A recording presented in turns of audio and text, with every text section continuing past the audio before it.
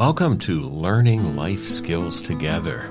This is our weekly community Zoom meeting where our guests help us to go deeper into the 4 life skills and open up a huge array of chances to practice them.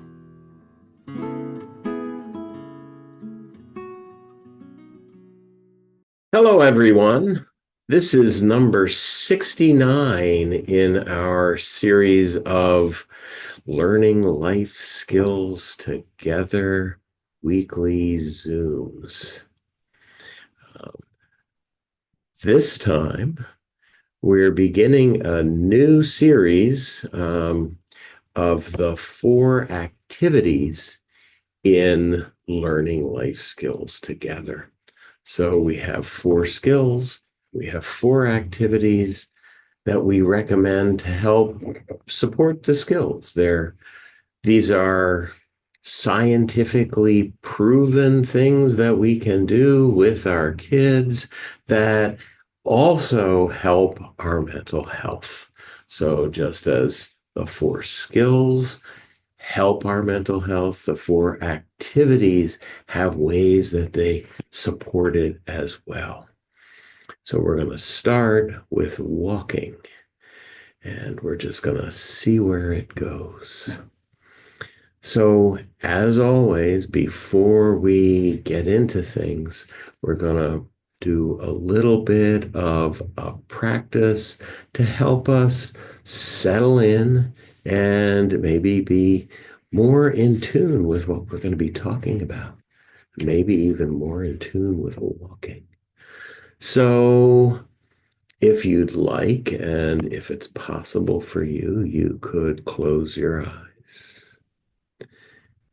And you could begin to tune into how it feels in your body right now.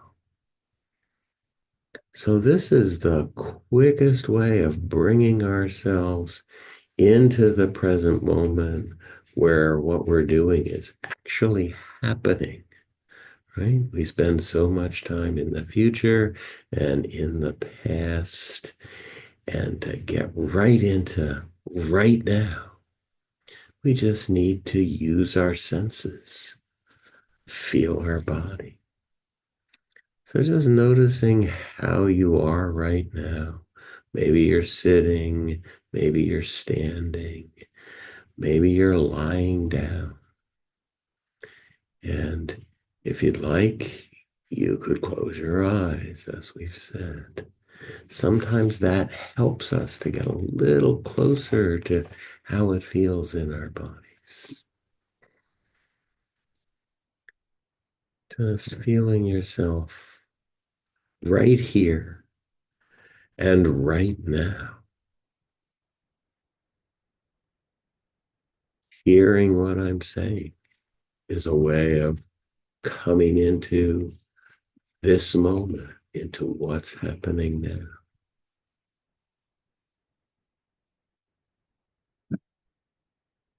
Just feeling your way in. And however you are, maybe you also notice that there's a feeling, a sensation of your breathing happening. So I'm not asking you to breathe in any particular way. I'm simply saying that we can notice that that's happening. So maybe you can notice that that's happening if that's something that interests you. So our breath comes in, there's a little maybe rising up with that, a little expanding of our world and of our body. And as we let go of that breath, there's a little bit of settling back, maybe even of settling down. So just noticing, if you will, that rising up and that settling down.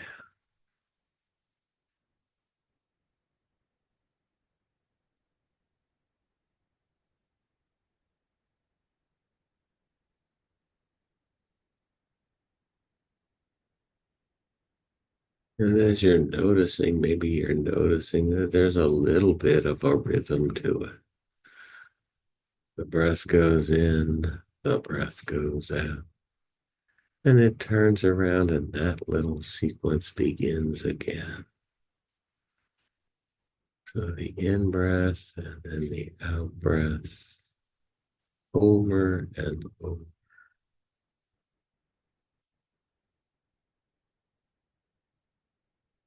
And there's a little bit in this of what we're going to talk about today, which is walking. And so we lift a foot, we move it, we put it back down.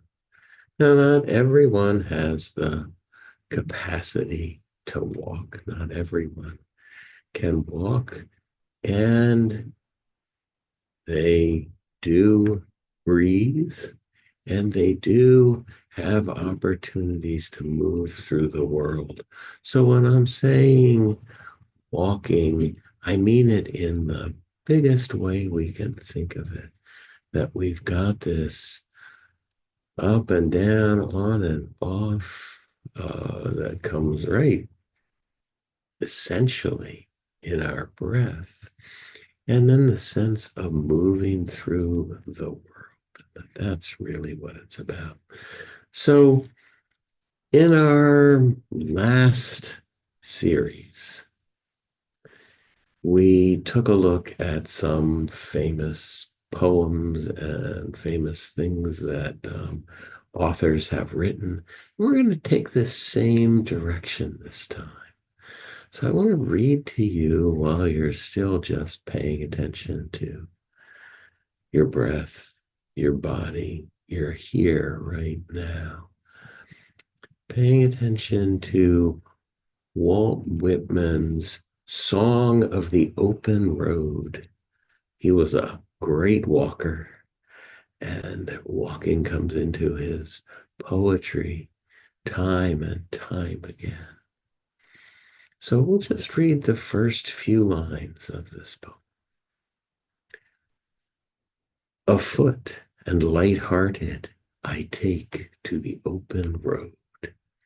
Healthy, free, the world before me, the long brown path before me, leading wherever I choose. This sense of the world opening up for us just through this very simple act of moving out into the world, moving out by walking or however else we do it. But off we go as humans. So if you'd like, and your eyes have been closed, you could open them. Otherwise, we're right here. We're right here together. And maybe we'll eventually even see how important that is to this walking, to this getting out into the world.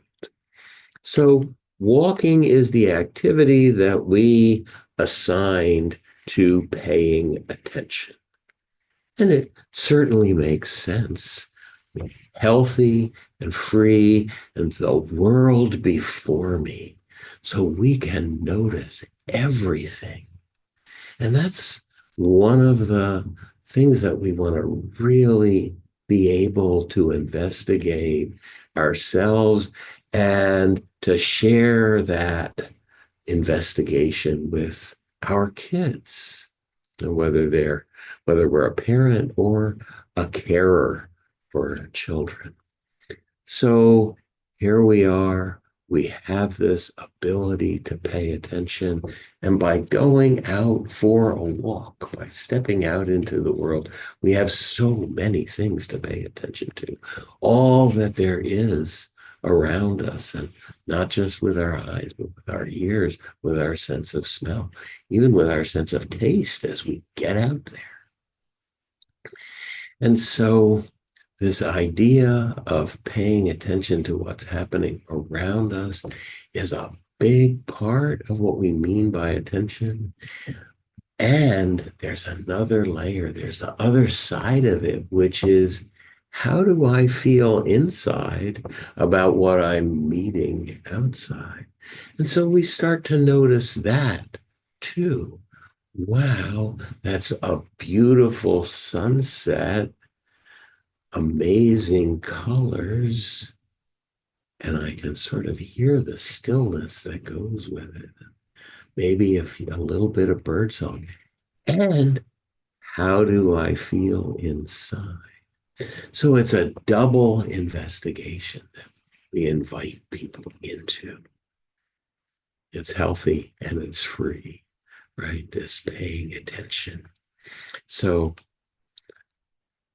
paying attention is our lifelong practice.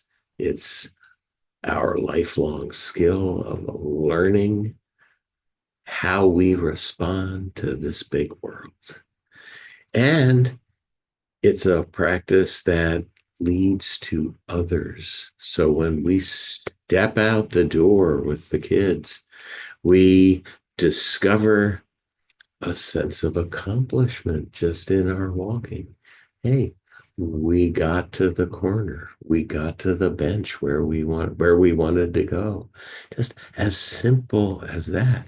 And then the next day or 2 days later, we get there and maybe we got there a little faster, or maybe we knew better what we were doing. So we're really starting to master something.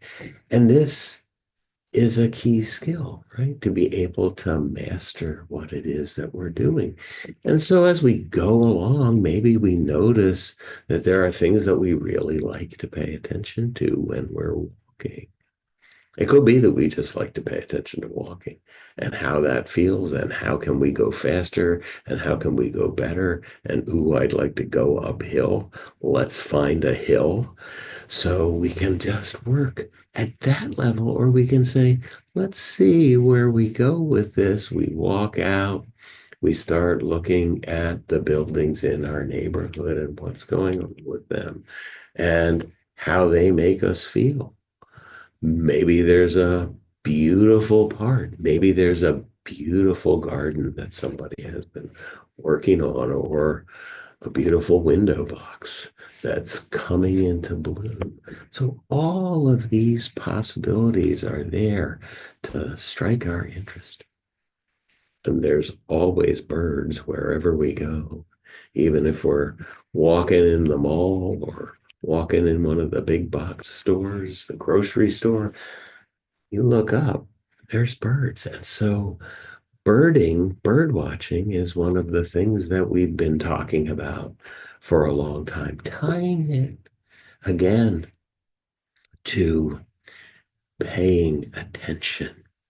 So we walk out, we get into nature, even if it's just the sky and everything around us is concrete and blacktop and buildings, the sky, the clouds, the birds flying over.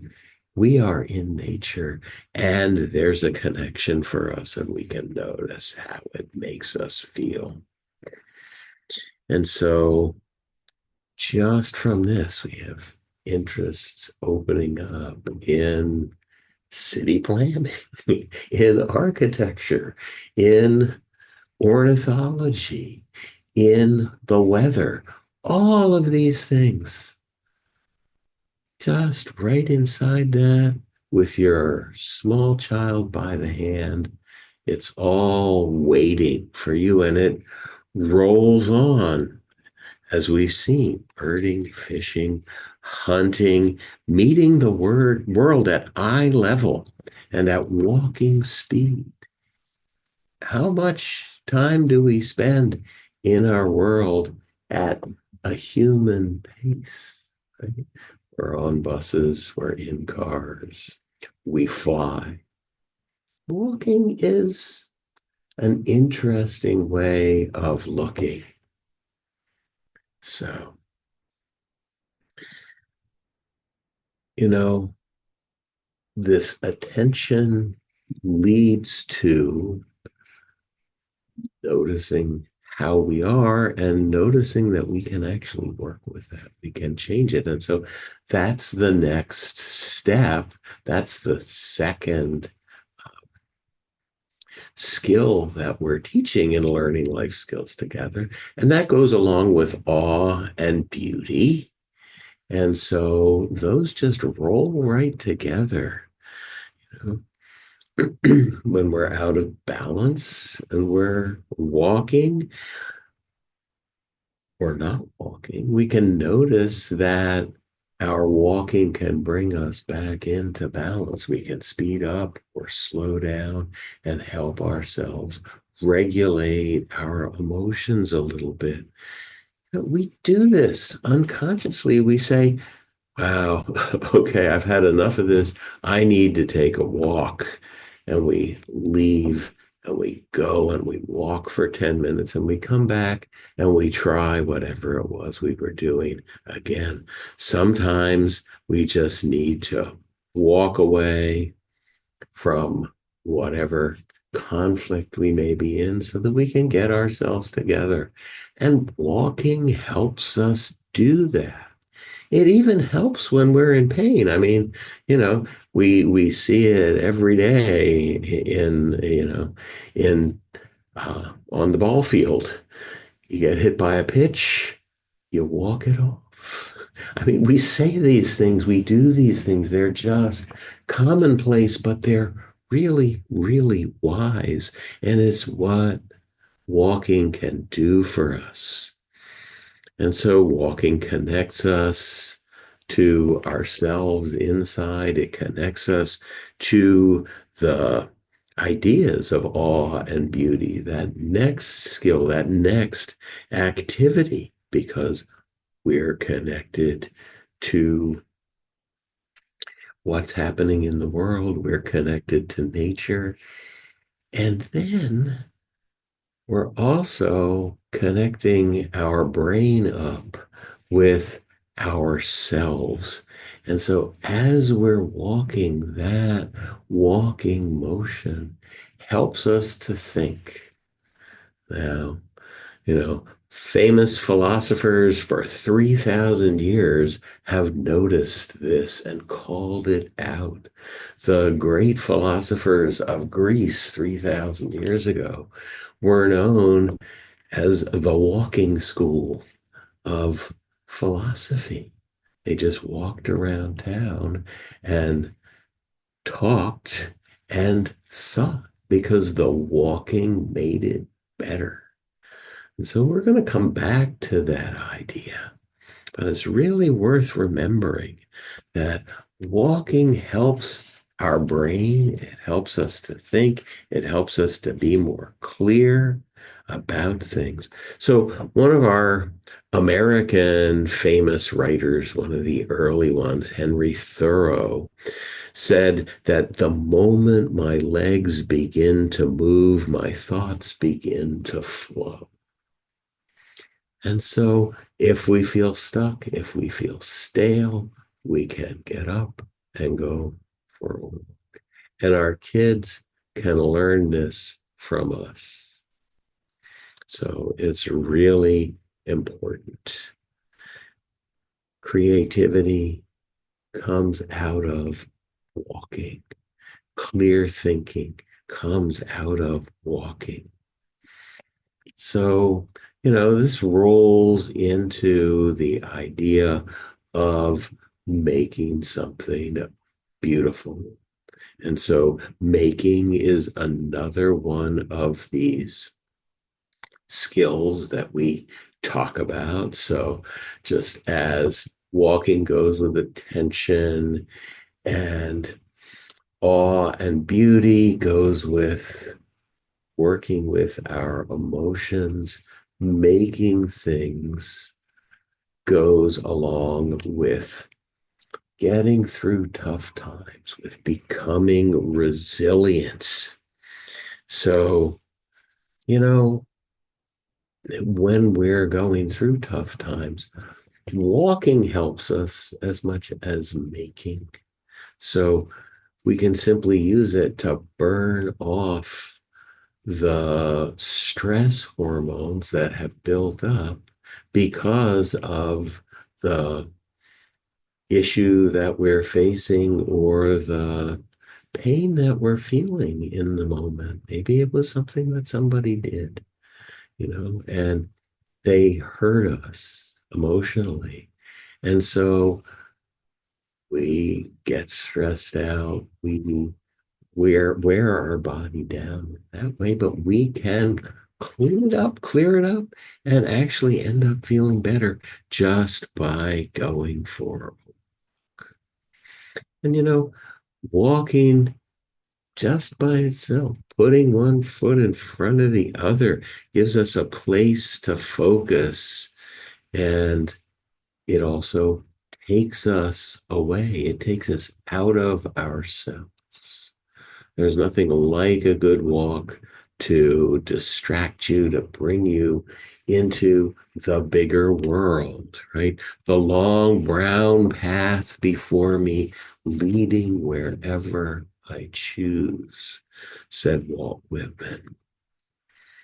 So, of course, as we've been saying, walking supports us in our work and our hobbies when we need to think clearly, right? So, learning life skills suggests that the effects of walking matter to us.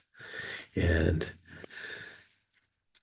I want to stop here and maybe before we get to the last of the four skills, read the very ending of the Song of the Open Road.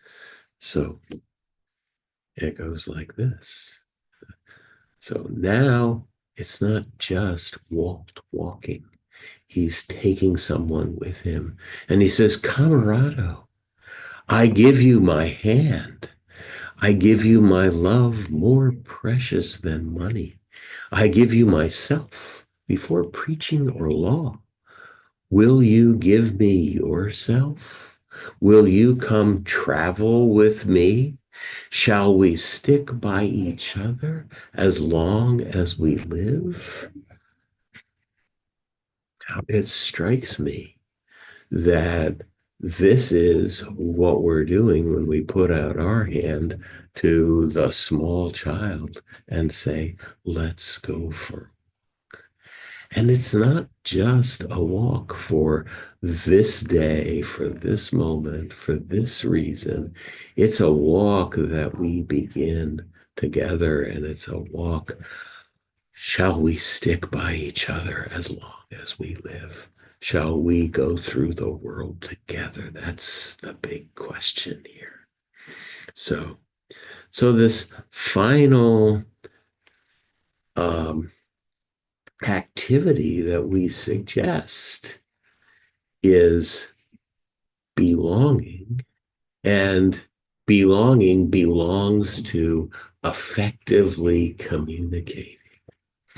And so there is really, I want to say, nothing better than walking together to help us be able to communicate effectively. Let's just think about this for a minute. Walking helps us communicate because we walk side by side. How many times when we're trying to have a conversation with our child or with a child that we care about, are we facing them face to face? And we're bigger or we're older or whatever it happens to be, but we assume that superiority just by how we are facing each other, right? It's like, I'm one up on you. But when we're walking side by side, we're equal. And I have to break in here and say that Walt Whitman was one of the great promoters of American democracy, and his idea of camarado, I give you my hand, let's walk side by side through the world, is exactly how we're meant to be together as equals. So we can do that with our kids, is my point. We cannot be one up from them. We can be just walking side by side. Now, you might have noticed this in your own walking with your kid, or maybe you notice it in the car with an older child who's sitting next to you. You have different conversations in the car than you do when you're face to face saying, I need to talk to you. Things can come up or not come up.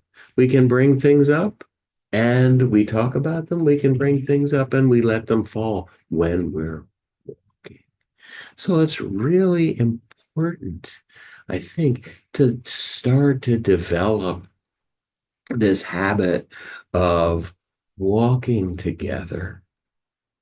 Not as a habit, as a practice, I want to say, and practices become habits. And so let's take a walk. Isn't a threat. It's not like, oh my God, he wants to hit me again with the stuff.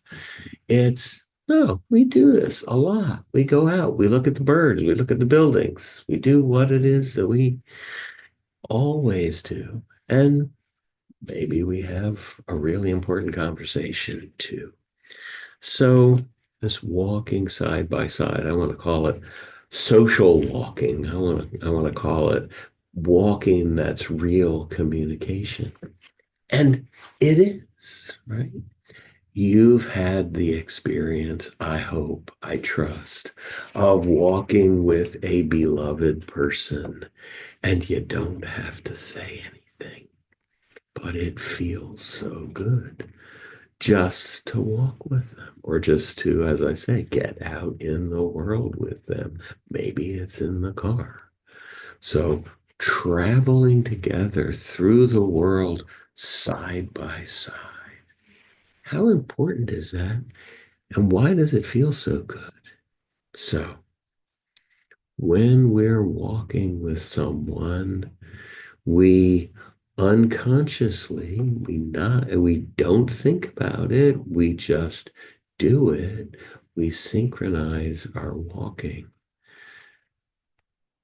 We're stepping the same, maybe not the same speed, but the same distance each time. So with the child, a small child, they may be walking faster, but we're staying the same space from each other, right? We're making that work. So not only are we synchronizing our walking, we're paying attention to the other person's walking.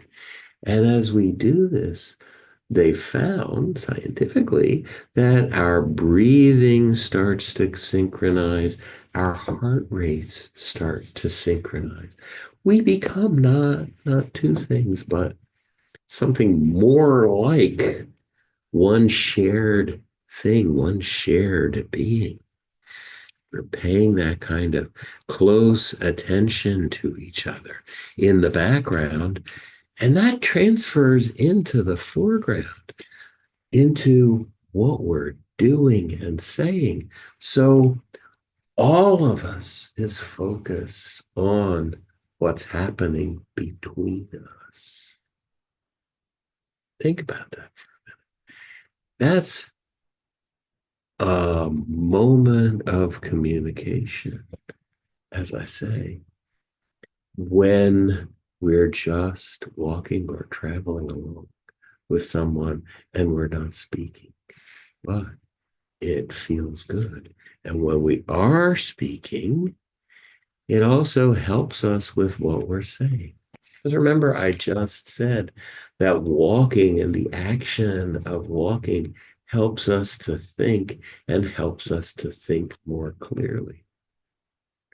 So it helps us to more effectively communicate. So Here's what I think is really cool. I don't know, maybe you will, maybe you won't, but we can do this really, really well with one other person. We can pull it off with two other people. So three people walking along together can talk and communicate in this really close way. But again, the studies show that when you add a fourth person in, it breaks out as two. It just naturally does that. And so those two people go paying attention with each other in whatever way makes sense in that.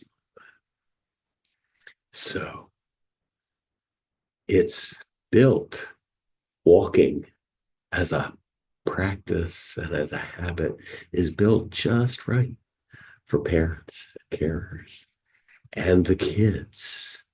So I'm going to let Walt Whitman say it one more time so that the point really comes through. Camarado, I give you my hand.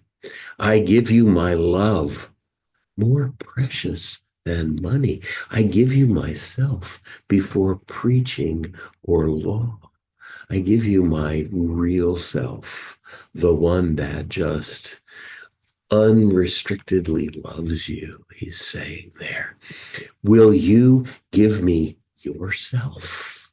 That's the question we're asking when we put out our hand to go for a walk. Will you give me yourself? Will you come travel with me on this path that we're going to take over to that bench, but also through our lives together?